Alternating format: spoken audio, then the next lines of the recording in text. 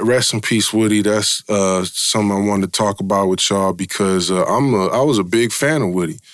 And to me, Woodie, like that Bay Area rap that we're talking about, he has his place right in there on the independent tip as a business owner, as a record label owner, as a producer with his own unique sound, as a rapper that could produce for himself, like you said, mix, engineer, all that, and he had bars, and he had something to say. It wasn't just mindless gangbanging on wax. Dude was talking about some real issues, and he had versatility. But people would look at me like, what the fuck is you listening to, blood? Like, they went over people's head because it's a white Norteño from Antioch. Yeah. That's kind of hard to relate to if you don't, if you're not open-minded or if you don't know about that. Yeah. You know what I mean? He came with his own sound, too, in that moment. Like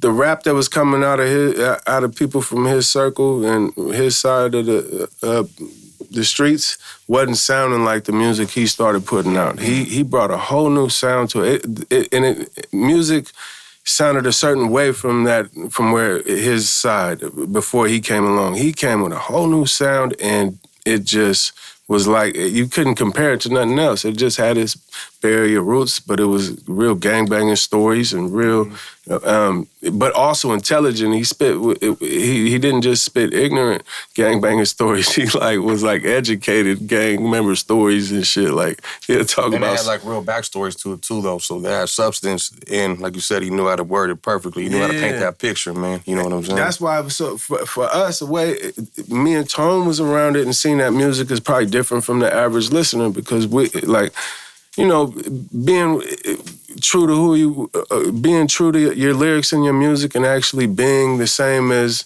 in real life as you is to the message you throwing out there. It's rare in the music industry, and back then it was something that everybody held on to too. So to actually know him and know he really stood on what he was talking about, and that was the real him. Even when he talked about the government conspiracies and shit, he really felt that shit. Just kicking it with him on some regular shit, he'll talk to you for hours about some shit like that. It wasn't something he just threw in a rap because another word rhymed with it or something.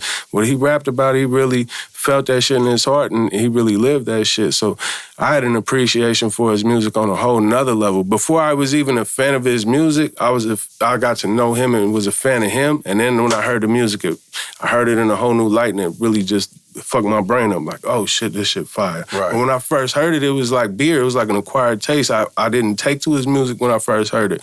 I had to really come around him and see, man, what's going on? Right. And then I was like, oh shit, now I get it. It took a minute to click. And then once I heard everything, I'm like, man, I started diving deeper into his music and listening to what he be saying. He always was ahead of his time, in my opinion, with the music.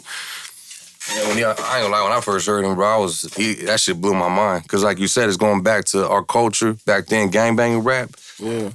Latinos, Mexicans rap was kind of super cholo on music. Sure. That was our swag. I listened to that shit, you know what I'm saying? Some Kid Frost type of that was more Southern California. We had Dark Room Familia up here, Sir, I don't know if you're familiar. That's a whole different time. Right. But that's what we were used to hearing. And then, like I said, when Wood came out, he just came on some, gas, and he just started, spitting. Because we grew up on the Bay Area rap, too. So when we heard that, it blew my mind. And then, we had, Black and Brown Entertainment out here, and Mousy and Gold Toes doing this shit, and it all was coming from that, same time type of shit. Mm-hmm. So it was dope to see that, fuck that. And especially being from my town. And you're right, bro. When I first heard it, though, they were like, man, this homie Wood. I remember the homie first let me hear this his tape, The Yak Affluence. I was like, some white boy homie. And at first, I'm thinking, we the motherfuckers out here running around. We young, he's 7, 8 years older than me. Man, I don't know this motherfucker. I don't want to hear that shit. And then I remember the same thing with you, too, though, when I heard your music. But I remember, bro, gave me the tape, I popped it in, and it just blew my mind. I'm like, fuck, that motherfucker's gassing. And then once I started putting 2 and 2 together, oh shit, this is so-and-so that was connected with this, or this shit that was going down with them. And then yeah, that's the homie that fucks with so-and-so. You do your homework, and it wasn't like social media. Everything you had to be connected through somebody back then. Right. Yeah. And it all started making sense, and I'm just like, fuck. So these lyrics started going real deep with personal, like just knowing this shit, and then I became like a fan. This is before I even knew him too. I was like a big ass fan. I was slapping that shit on a daily. You know what I'm saying? Was he the first rapper on wax out of Antioch? There was some not kicking up dust, like they technically put something out, probably like 50 tapes or CDs to their friends or something, but he was the first. He was the first rapper. He was the first one to get known, I would say, to get known, to make that kind of noise. You know what I'm saying? Not a rap scene out there before him, and he left one wide open out there, so a lot of... It's always, like I said, when we had our spindles back in the day with different cities and their CDs, it wasn't no Antioch, just him to start. And then it started expanding through him and his work, I would say. Yeah, Pittsburgh, y'all had more of a rap scene than we did, I think. Yeah, we had J-Lo and them back in the day, and Two of the Crew. I remember I was telling Wax too. I remember the first time, and I'm like, man, I hope Wax don't get offended. But I remember the first time the homie brought his music. Like, bro, you gotta hear my boy Wax. And I was like on that arrogant shit when I don't want to hear that motherfucker, bro. Come on, bro. You gonna play this shit for real? And he was trying to slap it, and I was not trying. I was kind of just like, man. But then I heard that shit. I'm like, fuck, okay, homie's going in. He caught my attention a little fast. You know what I'm saying? I'm like that today. Everybody want to play their shit today. Yeah. It's rare though that happens though. It's just hard catching it. You start really fucking with it. You know what I'm saying? And then plus you have some, validated cats fucking bringing it to your attention. So that goes a long way too. You know what I mean?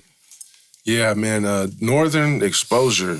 So I was in Stockton a couple months ago, and I was trying to get off some CDs because I still sell CDs. I was trying to get some off in JT's record shop in Stockton. And I went in there and I said, what's selling right now? And he said, this right here, Northern Expozure. Yeah. I said, damn, that's like a 20-something-year-old album. It's all streaming and everything, but it's like that series is still moving units. See, that's the other thing that, like, this is why I feel it's important to talk about. People sleep on Woodie, but, like, dude moves some units independently through his own record label. So those compilations are foundational. So how did it feel for y'all to get that call to jump on those projects? For me, it was, we didn't know, in the moment when we was making them projects, we didn't know what they was going to become or how long they'd be around or anything. It was just doing a song, cracking some Henny with the homies, talking shit, doing a song, bro. In the moment, we didn't realize the impact it had having.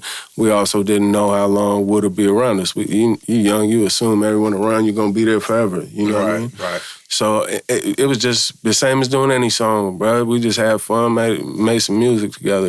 Recognize where you got the game. We got our own style, got our own slang. Northern California is a West Coast thing. This is the history of the Bay. Recognize where you got the game. We got our own style, got our own slang. Northern California is a West Coast thing. This is the history of the Bay.